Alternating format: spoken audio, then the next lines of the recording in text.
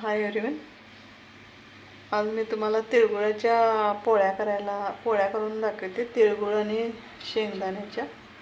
त्यासाठी असल्या एका वाटीने 1 वाटी शेंगदाणे, 1 वाटी तीळ घेतले आणि 1 वाटी गूळ घालून मिक्सरला त्या मिक्सरमध्ये टाकून शेंगदाणे गूळ तीळ फिरवून घेतले आणि ही अशी पोळी लाटून अशी कारे करून असे गोळे भरायचे, अशी पोळी लाटायची आणि तेल लावून भाजून घ्यायची.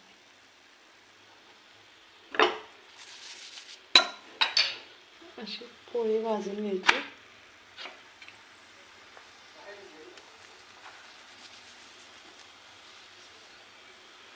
या तिळगुळाच्या पोळ्या संक्रांतीनिमित्त केलेल्या.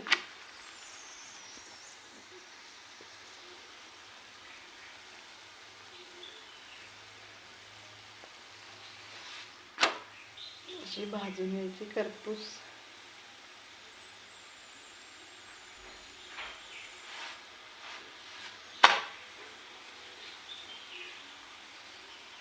करपूस पोळी भाजून घेणे तिळगुळाची.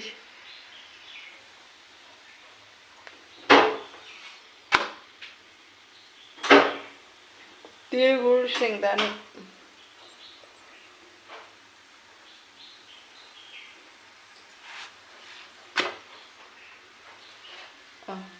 खमंग वास सुटला.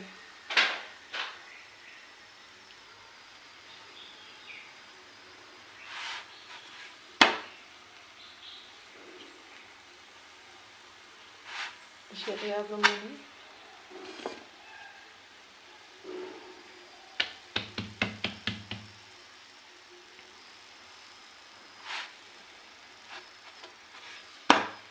याप्रमाणे सर्व पोळ्या भाजून घेणे.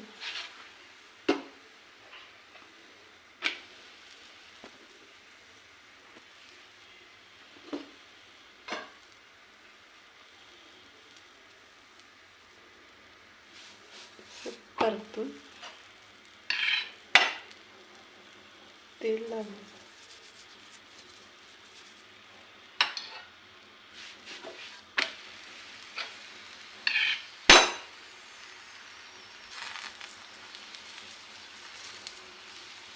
छान वास येते.